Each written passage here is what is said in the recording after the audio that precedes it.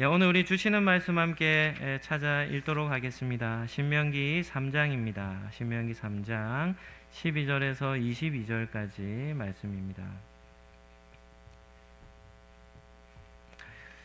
구약 성경 신명기 3장 12절에서 22절 우리 함께 찾으시고 우리 한 절씩 교독해서 읽도록 하겠습니다. 제가 먼저 읽겠습니다. 그때 우리가 이 땅을 얻음에 아르논 골짜기 곁에 아로엘에서부터 길라 산지 절반과 그 성읍들을 내가 루벤 자손과 갓 자손에게 주었고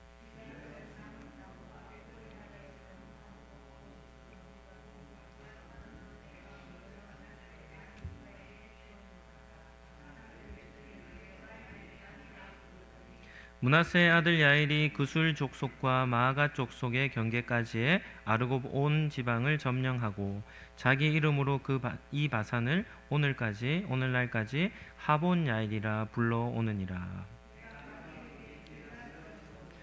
르우벤 자손과 갓 자손에게는 길라앗에서부터 아르논 골짜기까지 주었으되 그 골짜기의 중앙으로 지역을 정하였으니 곧 암몬 자손의 지역 약복강까지이며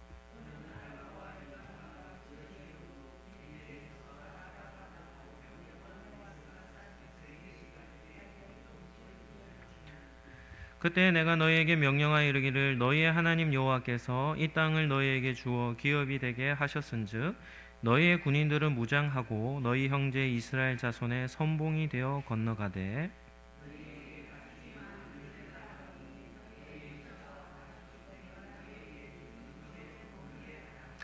여호와께서 너희에게 주신 것 같이 너희 형제에게도 안식을 주시리니 그들도 요단 저쪽에서 너희의 하나님 여호와께서 그들에게 주시는 땅을 받아 기업을 삼기에 이르거든 너희는 각기 내가 준 기업으로 돌아갈 것이니라 하고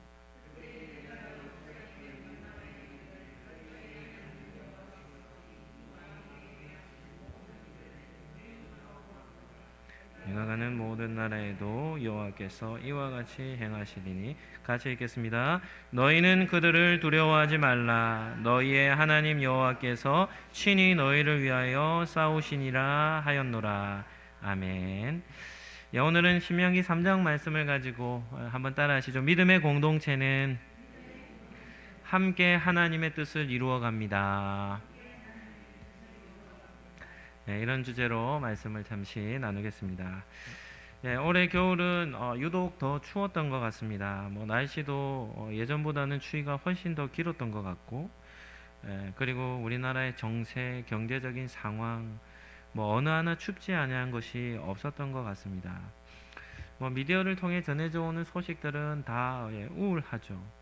요즘은 유튜브나 이런 데를 보니까 부산을 이렇게 칭하더라고요. 노인과 바다의 도시. 앞으로 부산이 젊은 세대들은 떠나가고 부산은 노인과 바다의 도시로 변해갈 것이다. 부산을 향해서도 그렇게 긍정적인 미래를 이렇게 예언하지 않습니다. 예고하지 않습니다. 부정적인 그런 예고를 하죠. 2020년부터 사망자 수보다 이제 출생 수가 줄어들기 시작했습니다. 그러니까 태어나는 아이들의 수가 죽는 수보다도 더 작으니까 어떻게 되겠습니까? 우리나라는 자연적으로 인구 감소 현상이 발생했죠. 그리고 작년에 출산율을 출산율이 어떤가 하면 0.75명이다 이렇게 이제 파악이 됐습니다. 이런 얘기를 들으면 심각하게 우리가 느껴야 합니다. 왜냐하면 출산율은 한 여자 한 사람이 이제 여성 한 사람이 평생 동안 자식을 출산할 그 수를 평균적으로 내는 것인데 0.75명이라는 말은 무슨 말입니까? 그러니까 가임 여성이죠. 자녀를 낳을 수 있는 여성 한 사람이 한 명의 자녀를 낳지 않는 겁니다. 한 명의 자녀도 낳지 않는 겁니다. 왜 출산율을 얘기할 때 가임 여성 한 사람이라고 말하냐면 여자 혼자서 자식을 놓을 수 있습니까? 없습니까? 없죠.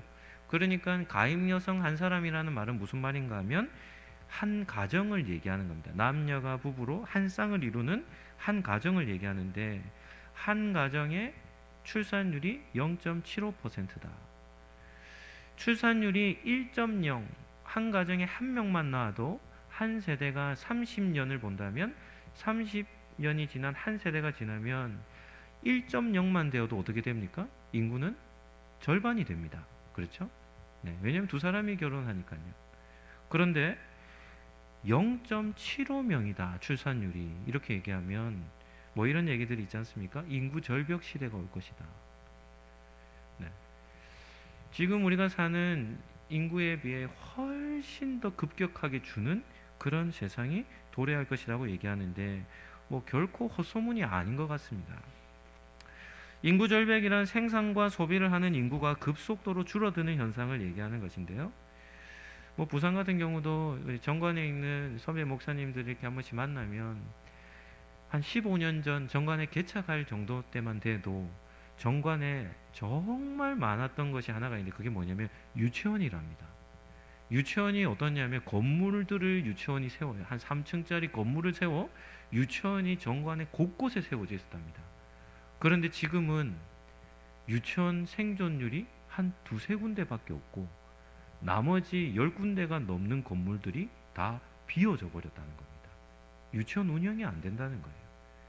정관은 신도시로 젊은 세대들이 처음에는 많이 유입을 했는데, 지금은 젊은 세대들이 많이 빠져나가서 정관도 신도시가 아니라 이제는 뭐 일광이나 이런 지역들이 또 생겼죠. 그러다 보니까 정관이라는 곳도 유치원이나 이런 다음 세대들이 자라나는 교육기관들이 다 문을 닫는, 텅텅 비어져가는 그런 시대가 되었습니다. 올해 우리 한국의 초중고 합해서 폐교할 학교가 49개랍니다. 전국에. 그리고 누적 폐교 학교 수가 몇 개 정도 되는지 압니까? 이건 우아해야 됩니다. 3,955개랍니다. 지금 계속해서 매년마다 학교들이 폐교되고 있는데, 그 폐교된 수가 거의 4,000곳에 이르고 있는 실정입니다.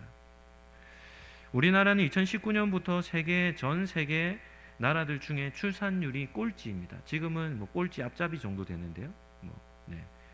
2019년도부터 출산율이 거의 꼴찌입니다. 그러니까 우리나라를 두고 기도할 때 우리나라가 지금 회복되어야 될 영역들이 정말 많습니다. 그래서 우리 교회와 성도는 나라를 사랑하는 사람들이 아닙니까? 교회와 성도를 제외하고 나라를 사랑하는 사람들이 몇이나 되겠습니까? 정치색을 드러내고 자기의 당파 싸움을 하는 사람들 많아도 정말 나라를 사랑하고 나라를 위하는 사람들은 없지 않습니까? 우리가 교회와 성도들이 되었기에 우리는 나라를 사랑하는 마음으로 이 나라를 두고도 기도를 해야 하고, 또 여러 가지 하나님 우리 한국의 또 이런 어려운 상황들, 또 부족한 부분들, 회복되어져야 될 부분들이 잘 회복될 수 있도록 위해서 우리는 나라를 두고도 계속 기도해야 할 줄로 믿습니다. 오늘은 요단강 동편 땅을 차지한 지파들에게 주어진 의무에 대해서 말씀을 함께 찾도록 하겠습니다. 첫 번째는 건강한 공동체의 특징입니다. 어떤 공동체가 건강한 공동체겠습니까? 건강한 공동체는 유기성이 있는 겁니다. 연결되어져 있는 거죠. 공동체 구성원들이 인격적인 관계의 깊이가 더해져서 서로가 서로를 잘 돌보며 살아가는 것이 공동체의 건강도죠. 가족 같은 경우는 어떻습니까? 말하지 않아도 눈빛만 봐도 서로의 마음을 읽어낼 수 있지 않겠습니까? 예전에 이런 말이 있었죠. 기쁨을 함께하면 몇 배가 됩니까? 2배가 되고, 슬픔을 함께하면 어떻게 됩니까? 반이 된다, 절반이 된다, 이런 말이 있죠. 그런데 실상은 그렇지 않습니다. 그보다 더합니다. 감정의 크기는 단순히 기쁨은 2배, 슬픔은 반, 이런 절반, 이런 것이 아니라 기뻐하는 자들과 함께 기뻐하면 기쁨은 2배, 3배가 되고, 슬픔을 겪는 사람과 함께 그 짐을 짊어지면 어떻게 되겠습니까? 훨씬 더 그 짐이 가벼워지는 것이죠. 인터넷에 검색해 보니까 이런 것들이 있더라고요. 기쁠 때 함께 기뻐하는 것과 슬플 때 함께 슬퍼해 주는 것 중에 무엇이 더 어렵겠습니까? 라는 질문입니다. 한번 생각해 보시죠. 기뻐하는 사람과 함께 기뻐해 주는 것이 힘든 일일까요? 슬퍼하는 사람과 함께 슬퍼해 주는 것이 힘든 일일까요? 그런데 그 글을 보면 댓글에 대부분의 댓글이 어떻게 기록되어 있냐면 사람들이 이렇게 적어놨습니다. 저는 슬플 때 저를 위로해 준 사람은 있어도 기쁠 때 축하해 주는 사람은 한 번도 본 적이 없습니다. 대부분의 사람들이 그런 글을 댓글로 달았더라고요. 하나님은 사람들의 마음에 뭘 심어두셨습니까? 양심이라는 것을 심어두셨어요. 양심이라는 것이 우리의 도덕률입니다. 도덕률.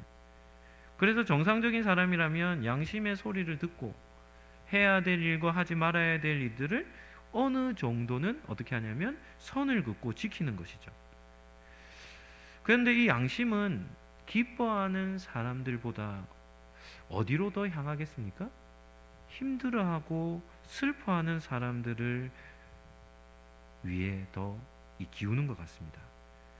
그래서 힘든 사람을 보면 긍휼히 여기는 마음, 불쌍히 여기는 마음을 갖게 되고 그들을 위로하고 그들의 슬픔을 함께 짊어져 주는 것, 이런 것은 우리가 경험할 수 있는 그런 일인데, 그에 반해서 축하해 줄 일이 있을 때는 함께 축하해 주는 것은 그런 일이 오히려 더 좀 힘들어 보인다고 생각이 됩니다.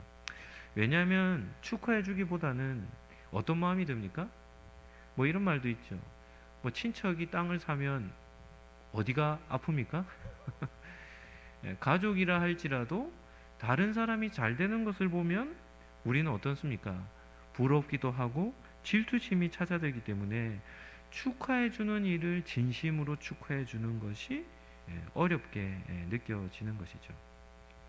사도 바울은 로마교회 성도들에게 교회 공동체가 어떻게 해야 하는가에 대해서 이렇게 전합니다. 로마서 12장 15절 말씀입니다. 우리 같이 한번 읽어보실까요? 같이 읽겠습니다. 즐거워하는 자들과 함께 즐거워하고 우는 자들과 함께 울라. 이것이 건강한 교회의 특징이라 할 수 있습니다. 감정의 공유는 마음을 나눌 때에만 이 감정이 소통이 되기 때문에 마음 없는 공감이라는 것은 불가능하죠. 그래서 기뻐하는 자들을 만나면 있으면 그들을 위해 크게 기뻐하고 축하해주고, 또 슬픔을 당한 자들이 있으면 함께 울어주는 공동체가 되라, 이렇게 말씀을 합니다. 그리고 로마서 12장 5절 말씀입니다. 제가 한번 읽어드릴게요. 한번 보시죠.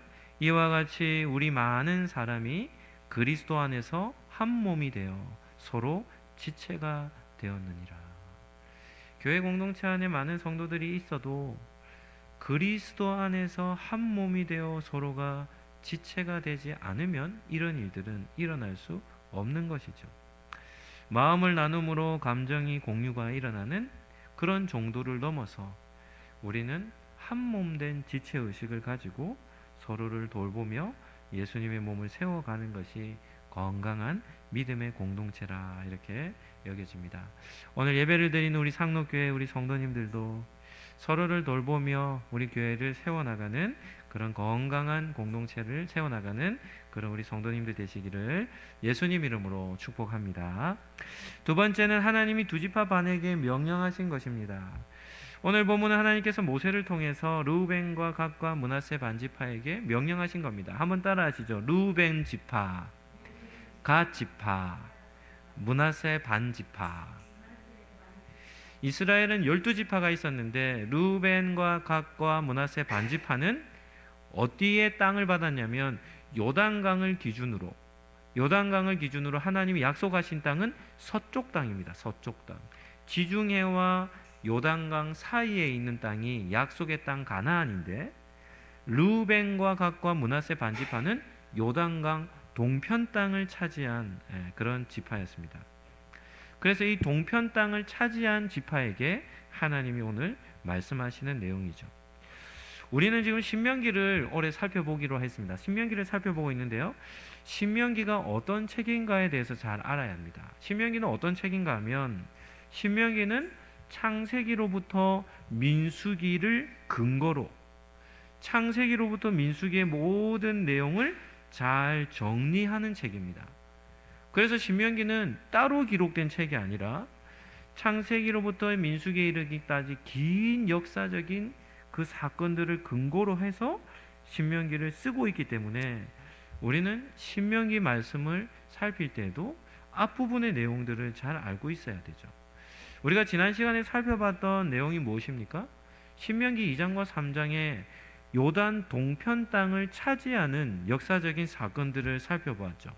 요단강 동편에는 두 나라를 이스라엘 백성들이 전쟁에서 차지했다 했는데 그 두 나라가 어떤 나라였습니까? 아모리 왕 시혼의 나라와 또 한 나라는 무슨 나라였습니까? 바산 왕 옥의 나라였습니다. 그러니까 아모리라는 나라와 바산이라는 나라를 어떻게 하냐면 정복하고 차지했죠. 모세가 이 두 나라를 중요하게 여기며 이제 가나안 땅 전쟁을 시작하고자 하는 이스라엘 백성들에게 왜 이 두 나라의 전쟁을 강조했다고 말씀드렸습니까? 아모리라는 나라는 어떤 나라입니까?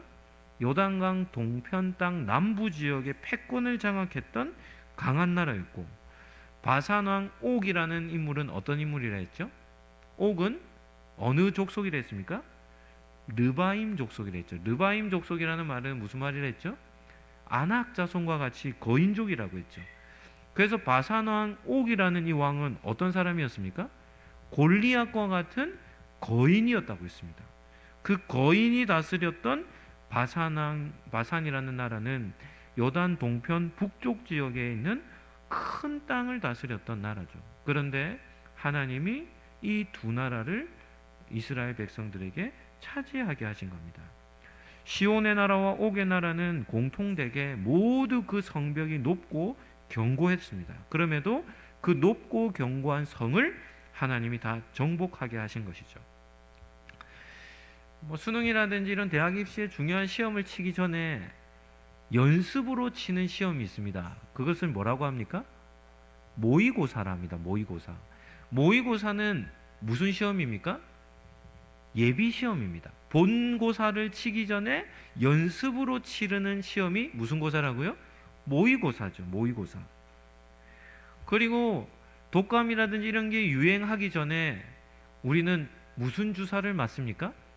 독감 예방주사를 맞습니다. 이 예방주사는 왜 맞습니까? 독감에 걸리지 않기 위해 미리 예방 차원에서 예방주사를 맞는 것이죠. 요단강 동편 땅에 아모리와 바산을 정복하여 전쟁하여 정복한 것은 이스라엘 백성들에게는 무슨 고사와 같습니까? 모의고사와 같습니다. 이제부터 본격적으로 가나안 땅 정복 전쟁을 하기 전에 하나님께서 예비고사로 그들과 전쟁을 하게 하셨는데 그 전쟁에서 이겼습니까? 졌습니까? 승리를 경험했죠. 그러니까 큰 나라 견고한 성읍을 가진 나라들을 정복해서 모의고사를 성공적으로 치루었기 때문에 가나안 땅 전쟁에서 이길 가능성이 있습니까? 없습니까? 충분히 이길 가능성이 있음을 하나님이 그들에게 말씀해 주신 것입니다. 그런데 문제는 무엇인가 하면 이 동편 땅을 르우벤과 갓과 므낫세 반지파가 모세에게 모세여 우리는 가나안 땅을 얻기보다 이 동편 땅을 우리에게 주십시오. 우리가 이 동편 땅을 우리의 기업으로 삼겠습니다. 라고 이렇게 요청을 하죠. 이유가 뭐 때문이겠습니까? 이 두 지파 반이 아모리 땅과 바산 땅을 보니까 목축하기에 그 땅이 너무 좋은 겁니다. 살기가 너무 좋은 땅이에요. 바산왕 옥이 다스렸던 나라는 그렇게 기록하고 있죠. 성경이. 그 성벽이 크고 높았지만 성들로만 이루어진 나라가 아니라 성읍이 없이도 여러 마을들을 이루고 바산은 그렇게 사람들이 살았다는 겁니다. 그 말이 무슨 말입니까? 목축하기에 너무나도 좋은 땅이었다는 거죠. 그래서 이 두 지파 반이 동편 땅을 요구했고 그리고 하나님이 그 땅을 그들에게 허락해 주셨습니다. 그런데 문제가 무엇인가 하면 가나안 땅을 정복하는 문제에 있어서 이 두 지파 반은 이미 동편 땅을 차지했으니까 기업으로 얻었으니까 무엇할 가능성이 있는 겁니까? 가나안 땅으로 들어가 전쟁을 치루어야 하는데 그 가나안 땅 전쟁에서 뭐 할 가능성이 있는 겁니까? 빠질 가능성이 있는 거죠. 열애될 가능성이 있었던 겁니다. 그래서 하나님은 요단강 동편 땅을 얻은 이래 이 12지파가 함께 전쟁을 치렀듯이 가나안 땅을 들어가 전쟁하는 이 일에도 르우벤과 므낫세 반지파라 할지라도 그들이 열애되는 것이 아니라 예외 없이 12지파가 함께 그 땅의 전쟁을 함께 치를 것을 말씀한 것이죠. 오늘 본문 18절 말씀이 중요한데요. 제가 한번 읽어드리도록 하겠습니다. 18절입니다. 그때 내가 너희에게 명령하여 이르기를 너희의 하나님 여호와께서 이 땅을 너희에게 주어 기업이 되게 하셨은즉, 같이 한번 읽어볼까요? 너희의 군인들은 무장하고 너희 형제 이스라엘 자손의 선봉이 되어 건너가되, 이렇게 기록하고 있습니다.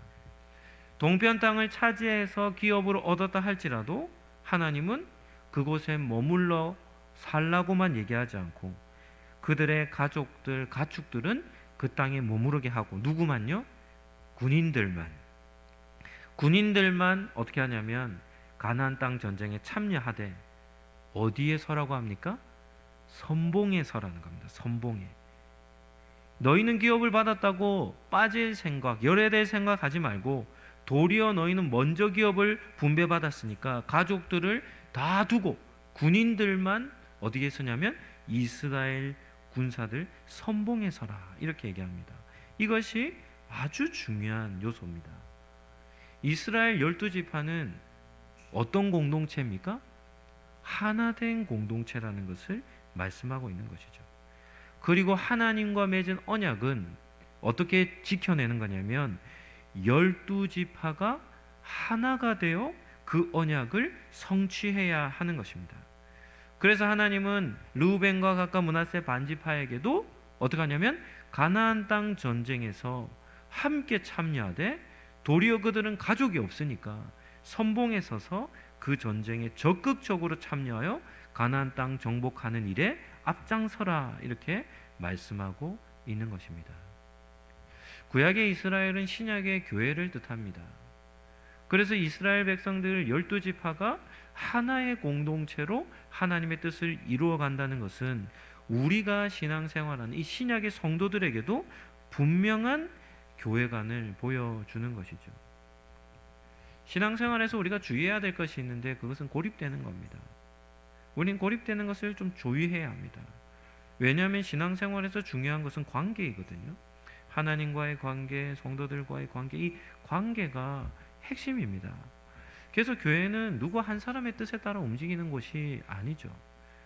머리 대신 예수님의 다스림에 순종하여 교회가 뜻을 합하여 함께 그 뜻을 이루어가는 것, 하나님의 선하신 뜻을 이루어가는 것이 교회 공동체가 되어야 한다는 겁니다. 그러기 위해서는 오늘 본문을 가지고 한 두 가지 정도 적용점을 찾는다면, 첫 번째는 서로를 도와주는 것입니다. 나 혼자 만족하는 것으로는 부족합니다. 우리 시대는 지금 개인주의가 너무 팽배합니다. 이 개인주의는 뭐 긍정적인 것은 있죠. 개인이 한 사람의 독립적인 개체로서 살아간다는 이런 긍정적인 의미도 있지만, 개인주의 안에는 이기적인, 자기밖에는 모르는 그런 이기주의가 내포되어져 있습니다. 그래서 지금 시대는, 예전에는 이웃사촌이라는 말이 있었지 않습니까? 그래서 가족보다도 더 친한 것이 이웃사촌이죠. 함께 더불어 사니까 이웃이 마치 가족처럼 여겨지는 겁니다. 그런데 우리가 사는 시대는 어떤 시대인가 하면 이웃이 원수입니다. 이웃이 원수들이에요. 아파트에 사는 사람이 아래 위층이 원수들입니다. 사촌으로 가족적 개념이 없는 것이죠. 이유가 뭔가 하면 상대방에 대한 배려가 없어요. 어린아이들이 자란다, 이웃에 위층에 자라나는 어린아이들이 있다라고 하면 층간소음은 어느 정도 감내해 주어야 될 것이 아니겠습니까? 그런데 그러한 배려가 전혀 없습니다. 어쨌든 우리에게 피해가 된다라고 하면 이웃이든 뭐든 다 어떻게 됩니까? 원수같이 여기고, 우리의 누리는 평안함, 내 개인이 누리는 평안한 이익과 유익을 위해서는 어떤 피해도 받지 않는 이기성이 우리 시대에 가득한 것이죠. 만약에 요단 동편을 차지했던 지파들이 하나님께서 너희가 함께 전쟁에 참여하라라고 말씀을 명령을 하셨는데, 하나님, 우리는 우리 땅 벌써 다 차지했는데 우리가 왜 다른 지파 전쟁에 우리가 참여해야 합니까? 라고 만약에 불순종하고 무책임하게 그러한 변명을 늘어놓았다라고 한다면 어떤 일이 일어나겠습니까? 요단강 동편 땅을 하나님께 다시 반납해야 되지 않겠습니까? 그런데 그들은 하나님 앞에 순종하는 모습을 볼 수 있죠. 그래서 이스라엘의 다른 9지파 반의 전쟁에 함께 동참하여 서로를 도와주는 그런 모습을 볼 수 있습니다. 두 번째는 서로 책임지는 것입니다. 하나님은 도와주되 선봉에 서라 이렇게 말합니다.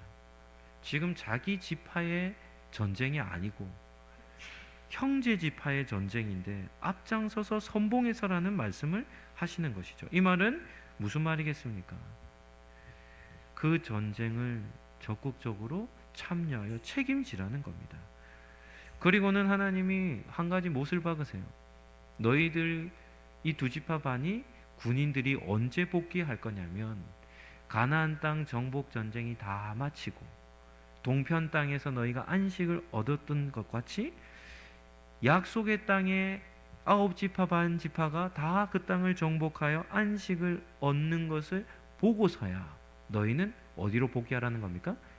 자신의 땅인 기업인 동편 땅으로 복귀하라 이렇게 말합니다. 이 말은 무슨 말인가 하면 끝까지 참여하여 책임지라는 것을 말씀하고 있는 것이죠. 책임은 누가 질 수 있습니까? 책임과 연결되어 있는 한 단어를 꼽으라면 그것은 사랑입니다. 누가 끝까지 책임을 질 수 있는가 하면 하나님을 사랑하는 사람, 하나님의 공동체를 사랑하는 사람, 이웃에 대한 사랑의 의무를 가진 사람이 어떻게 하냐면 끝까지 책임을 감당할 수 있는 것이죠. 그러니까 두 지파 반에게 하나님이 요구하시는 것은 그런 사랑의 의무를 하나님이 그들에게 맡기신 것입니다. 무책임함과 관련된 이런 일화가 있더라고요. 대학교 신입생들을 맞았는데 그들의 상태를 보며 이렇게 얘기하는 겁니다. 이렇게 형편없는 녀석들은 처음이다. 우리나라는 중고등학교의 교육이 문제다. 이렇게 대학 교수들이 얘기한다는 겁니다. 중고등학교 교사들이 통제가 안 되는 학생들을 보며 이렇게 말한답니다. 이렇게 말썽쟁이는 처음이군. 초등학교 교육이 문제야. 그럼 초등학교 교사들은 뭐라고 얘기하겠습니까? 유치원이 문제. 뭐를 얘기하는 겁니다. 다 뭐하고 있는 거냐면 책임을 회피하는 거죠. 무책임함을 얘기하는 겁니다. 이런 교육자들은 모두 자기에게 맡겨진 학생에 대한 사랑도 가르치는 교사로서의 사명감도 없는 것이 아니겠습니까? 모두 무책임한 핑계밖에는 되지 않는 것이죠. 하나님의 부르심과 명령에는 무책임한 핑계로 반응하는 것이 아니라 책임감 있게 우리는 반응을 해야 합니다.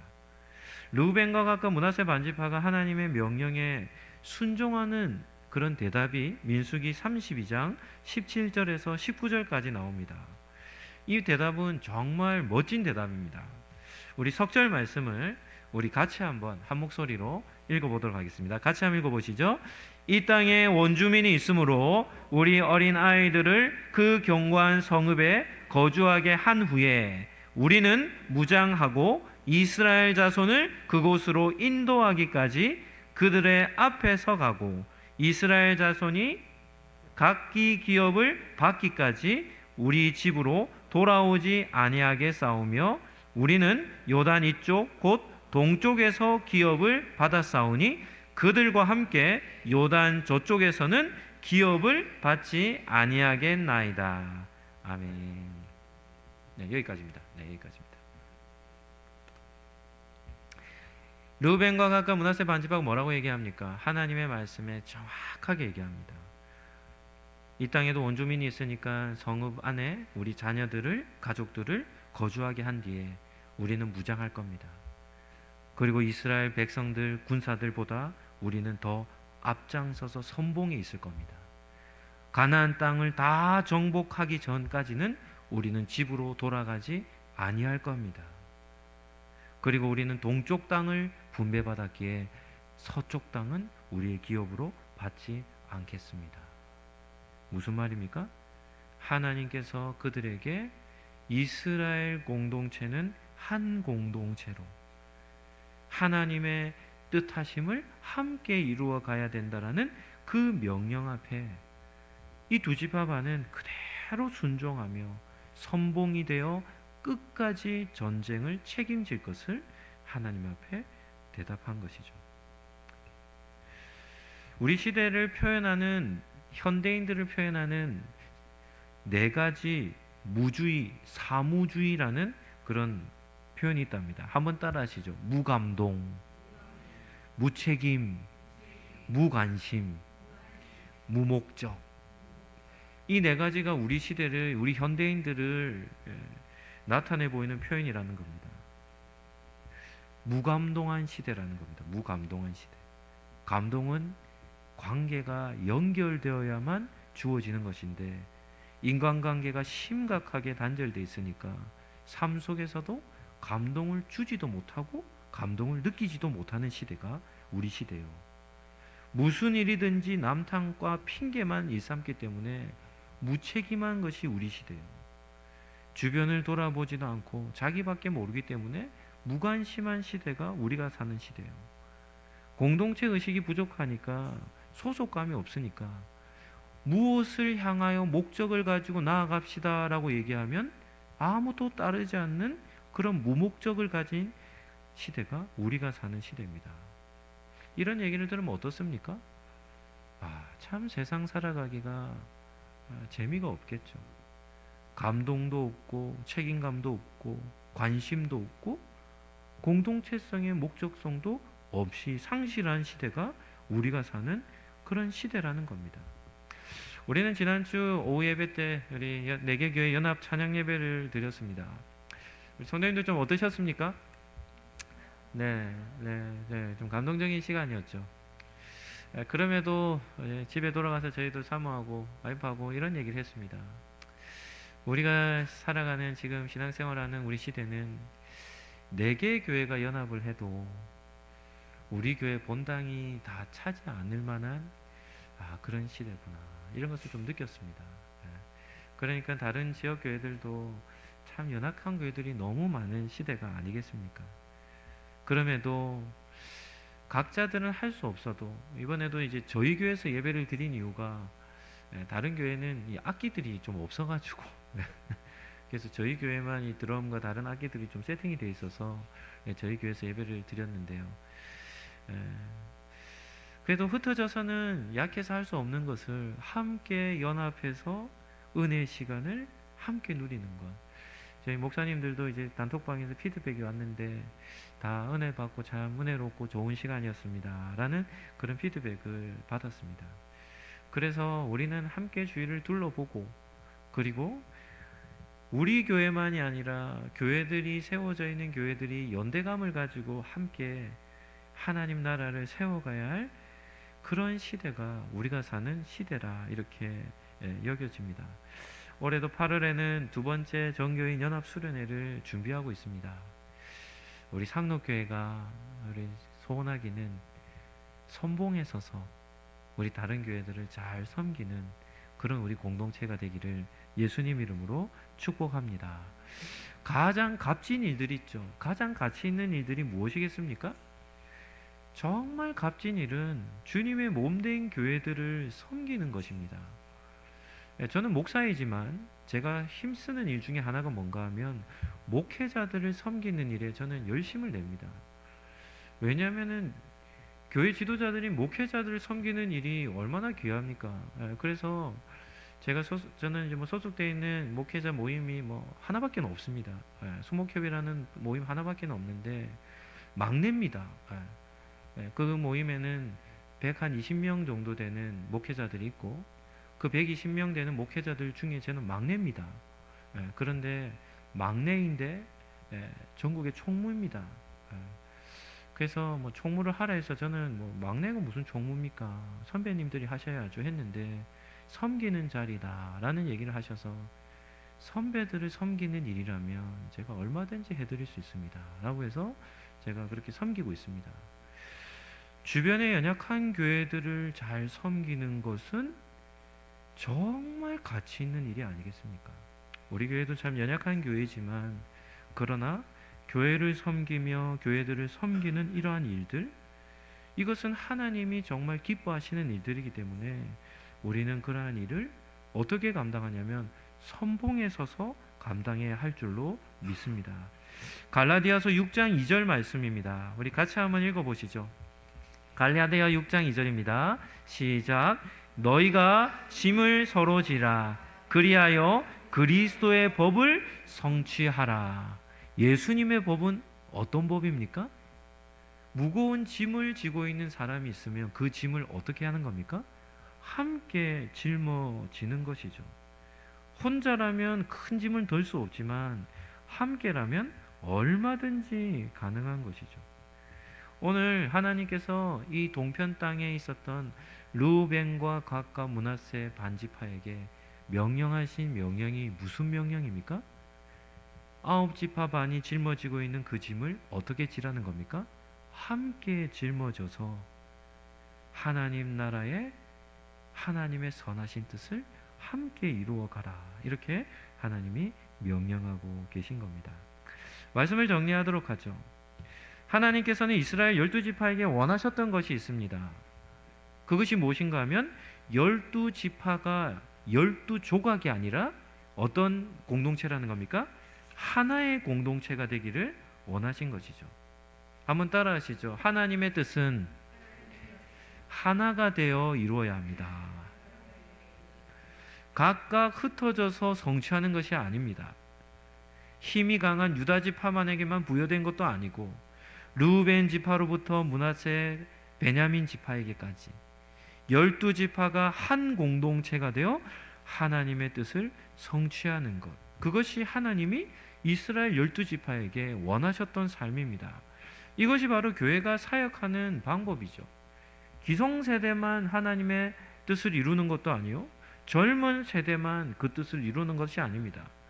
노년의 세대로부터 어린 세대들에 이르기까지 모든 세대들이 함께 하나님의 뜻을 성취해 나가는 것, 이것이 하나님께서 교회 공동체를 향하여 원하시는 사명인 것이죠. 서로를 돌아보고 서로에 대한 사랑의 책임을 지며 함께 세워 나가는 겁니다. 우리가 사는 세상은 모든 영역이 다 쪼개져 있다 했습니다. 온갖 조각들이 너무나도 많습니다. 앞으로 세상은 더 조각 날 겁니다. 점점 이 깨어지는 현상은 점점 더 심해질 겁니다. 왜냐하면 사람들이 자기밖에는 모르기 때문이죠. 자기밖에는 모르기 때문에 한 나라는 몇 조각이 나겠습니까? 그 국민 숫자만큼 조각이 나지 않겠습니까? 유리가 깨어져서 산산조각 나듯이 앞으로 세상은 파편들로만 존재하게 될 것입니다. 그러나 교회 공동체는 세상을 역행해야 하는 것이죠. 조각난 것이 아니라 연합이 되어져야 하고, 혼자 하나님의 뜻을 이루어가는 것이 아니라 함께 더불어 연합되어져서 하나님의 뜻을 이루어가는 겁니다. 하나님은 신명기 3장 말씀을 통해 우리에게 오늘 뭐라고 얘기하십니까? 교회는 서로가 연합되어 연결되어 믿음의 공동체를 세워야 함을 말씀하고 있는 겁니다. 한번 따라 하시죠. 연결만 되어 있어도 감동이 있습니다. 아멘입니까? 연결만 되어 있어도요, 감동을 줄 때도 있고 감동을 받을 때도 있는 거죠. 교회 공동체는 예수님의 몸입니다. 그래서 유기적이어야 하죠. 긴밀하게 연결되어져 있어야 하고, 그러한 연결됨으로 인해 하나님의 뜻을 이루어 가야 하는 것입니다. 교회는 함께 하나님의 뜻을 이루어 갑니다 라고 하는 이 설교 주제를 기억하시고, 우리 상록교회를 위해서 기도하실 때도 우리 성도님들 한 사람 한 사람이 끊어진 관계를 연결하고, 그리고 다 함께 하나님의 뜻을 성취해가는 그런 믿음의 공동체로 세워지기를 예수님 이름으로 축복합니다. 예수 그리스도의 은혜와 하나님의 사랑과 성령의 교통하심이 서로를 돕고 섬기며 또 한 마음으로 믿음의 공동체를 세워나가길 다짐하는 우리 상록교회 모든 권속들 머리머리 위에 지금부터 영원토록 함께 있을지어다. 아멘.